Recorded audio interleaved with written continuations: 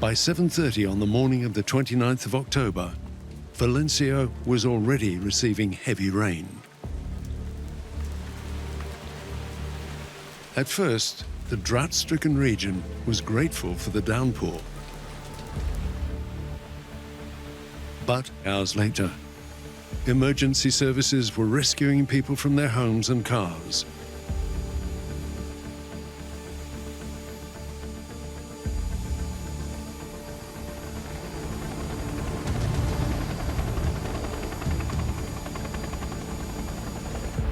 Canals were overflowing.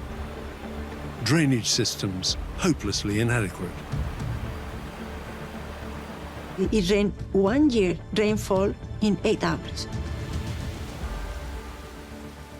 Some areas received as much as 400 millimeters in 8 hours.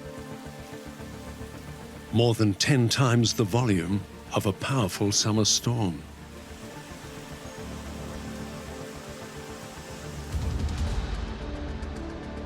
Rivers and ravines burst their banks. The streets are very narrow, which is very pleasant to walk, but not to escape. Streets instantly transformed into torrents of mud.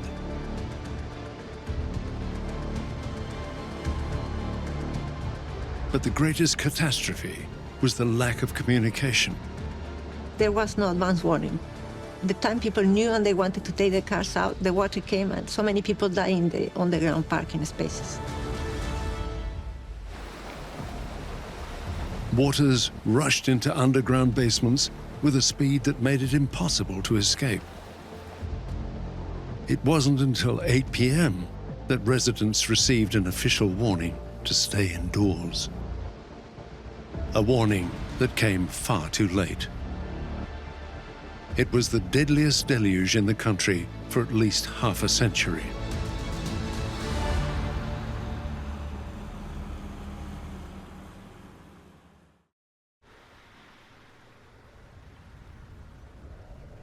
In the aftermath, it appeared as though a tsunami had barreled through the region.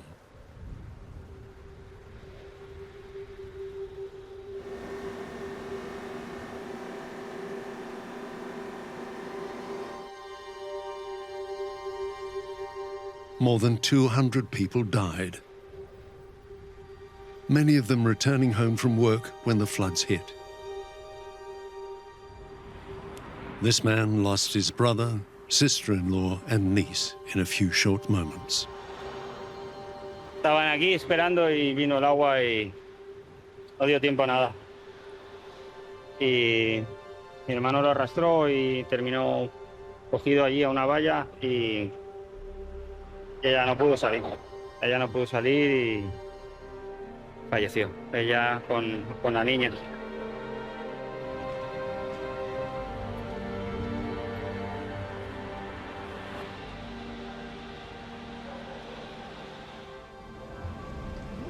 In a dreadful irony, Valencia is known as a smart city, with many intelligent sensors installed for basic services.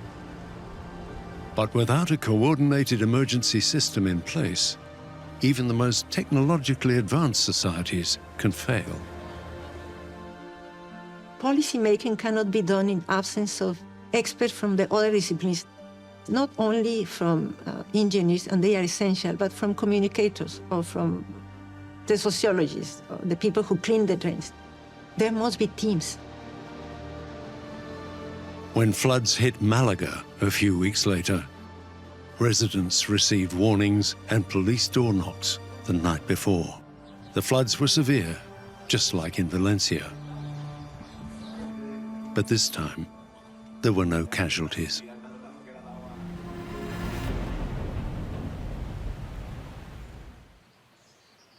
With no more real estate left for major works, Japan's engineers set to work on their flood protection masterpiece, underground. And it's an extraordinary piece of infrastructure, not only because of the infrastructure itself, but because of its purpose, and because it has proven to be useful. The Metropolitan Outer Area Underground Discharge Channel is the world's largest drain. a system designed to prevent flooding in low-lying parts of the city by diverting excess water from 4 rivers. 5 giant concrete silos take in the floodwaters at key points. They're connected by a 6.3-kilometer tunnel 50 meters below the surface. Water travels through the tunnel to a massive pressure-adjusting water tank, a giant reservoir known as the underground shrine. It's impossibly massive in scale.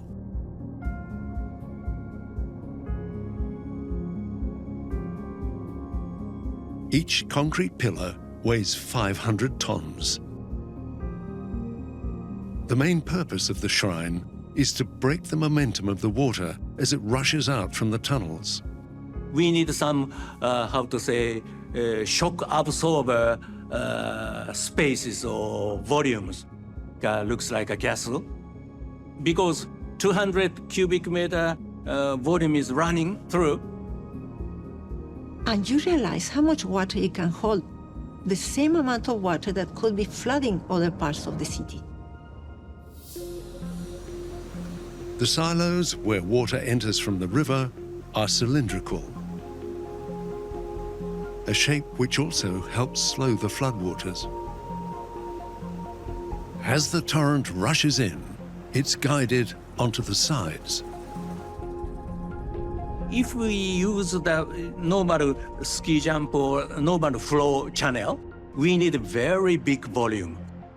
But by the spiral, we can reduce the construction volume and also smoothly go down to the bottom.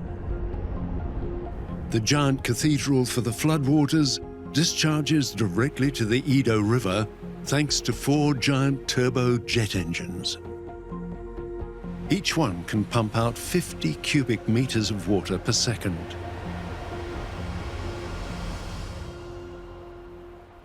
So that means that you're like rerouting the water in an underground way, and people are not being affected.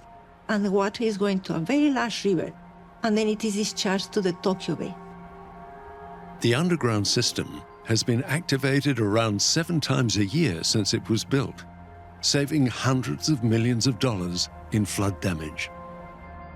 But that doesn't mean all of Tokyo's flood problems are solved, as climate change and urbanization create the perfect storm.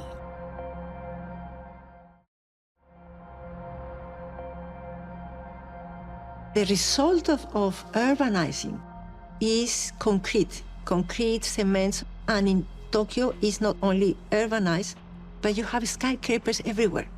The air gets trapped into the buildings, and the temperatures are higher. It's known as a heat island effect, which also sucks in moist air from the ocean. Once trapped over the city, it unleashes its load faster than the water can drain.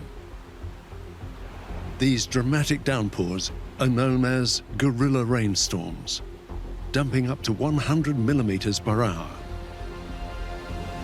Urban sewer systems are only built to handle around half that amount. They use the term guerrilla because it says like if they were being attacked. The result is flash flooding.